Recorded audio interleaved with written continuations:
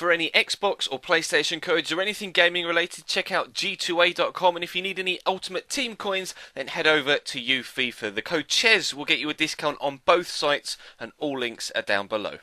Hey guys, how's it going? Chez back again, and welcome to episode number 2 of the career mode Road to Glory here on FIFA 15 at Cambridge United. Took into account a lot of your suggestions in the previous episode, and I've put together a short list of some of the more favourable ones, and I'm going to be scouting absolutely everybody on this list, as well as 5 or 6 different players from the free agents list as well. You guys made it abundantly clear that I should check those players that were available there, and I actually have got a couple that I might be interested in, so I have to wait and see what happens with that particular scenario. But let's start this one. I want to make a point of saying thank you, because you guys smashed over 1,000 likes on the first episode yesterday. Absolutely incredible. I asked for 500 and you doubled it. So if we could get anywhere near that amount of support on this episode as well, that would be incredible. And the second thank you is for 35,000 subscribers. We hit it overnight, going from Friday into Saturday. So another thank you for being so supportive with the channel, and hopefully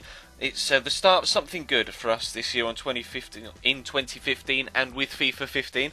But as you can see, we've got an offer in here for Adam Cunnington, trying to move him on. Offered 125,000 for as a counter offer for the 80k that Dagenham offered. Unfortunately, they turned that down. So for now, Cunnington stays. And as you'll see here, one of the issues I'm having right now is an extremely small budget.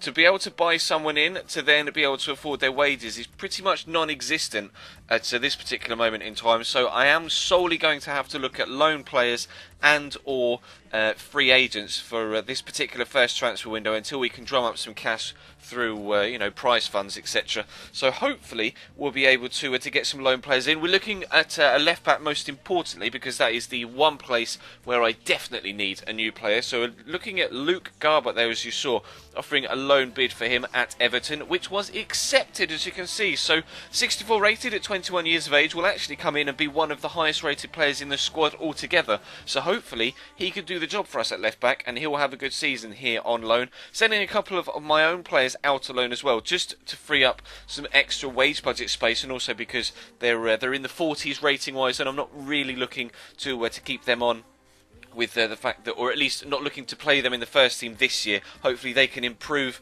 with the loan spell, and then maybe second season they'll get a chance. Adam Cunnington though, I have like 6 strikers. I just don't need him, so I'm going to try and move him on, and he has gone to Morecambe. £70,000 has gone into the transfer budget, which is perfect, because that is going to go all into the wages, and we'll try and bring in a second player on loan if we possibly can. Mitch Austin is going out though.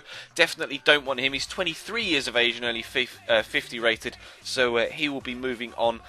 Jack Grealish though is a player I'm looking at to bring in. He can play out wide and in the middle. He's a highly rated youngster in English football, 66 rated overall in the game, and has a decent reputation at Aston Villa, it has to be said in real life. So hopefully he could do the business for us this year in career mode. We'll have to wait and see if that loan bid is accepted. We're coming into the opening friendly though, as you can see, against FC Seoul, of course a Korean side, and actually they're a side that are slightly better than Cambridge when it comes to the ability of their players. Obviously this sort of game wouldn't really be comparable in real life, but in FIFA terms I've got a lot of bronze players, and players that are rated kind of 55 to 60 to kind of 62, 63 at the highest reaches of my squad. Whereas Searle, according to the players that are available on Ultimate Team at least, they've got a lot of silver players that are rated 65 to 70.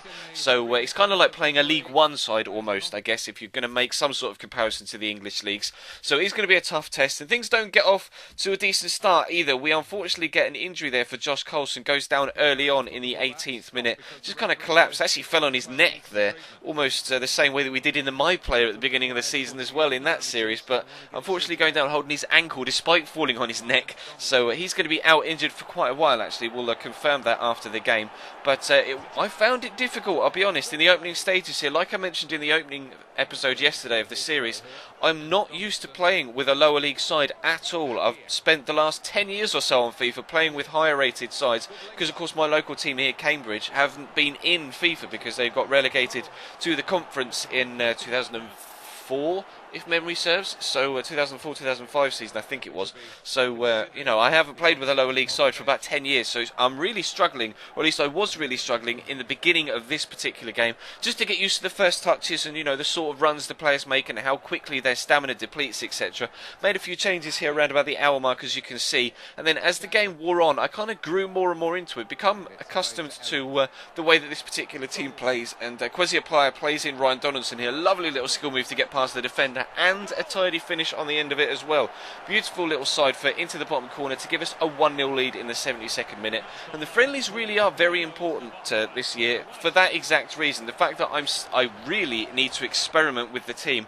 I don't know how any of them play, and of course I'm going to need to figure out what formation is the best for the side and what players play best in what positions. Kwesi Appiah is clearly going to be my main striker, as is Tom Elliott. Of course, they're both fast. Kwesi very fast, and Appiah is going to be the player that kind of feeds off the knock-on balls from Tom Elliott, who's taller and stronger. But Kwesi here, a couple of good chances for him. Unfortunately, the first one went wide and the second one was well saved by the goalkeeper. But we are going to pick up a corner from this one in the 84th minute. Was hoping he was going to take it with his weak foot there, Kwesi. He does have a 4-star weak foot. Unfortunately, used his right. Keeper flaps at it though, and it drops free for Michael Nelson, the experienced 34-year-old centre-back, to power the header into the back of the net, and that gives us a 2-0 lead right at the very end of the game. And I was delighted actually to have come away with a good victory in that game, because it was particularly difficult for me to play against, not only with a side that I'm not used to playing with at you know, kind of the ability level, but also against a team that was genuinely better than the one I'm playing with. So I was really pleased to have come away with a win against a better side. Unfortunately though, as you can see, Josh Coulson is going to be out for 4 weeks with a sprained ankle. So fortunately, we have a couple of centre-backs in on loan, and we should be okay. We should be able to cope with the injury, but it is going to be a bit more difficult than we thought defensively. Although we're looking to bring in a midfielder, a central midfielder on loan. Pedro Azog is a player that was highly rated by you guys in the comment section, so looking to bring him in if I possibly can. Trying to bring in Jack Grealish, and they've accepted the loan offer. So he is coming into the club. 66 rated at 18 years of age, and he's going to come in, and again, really positive about that move.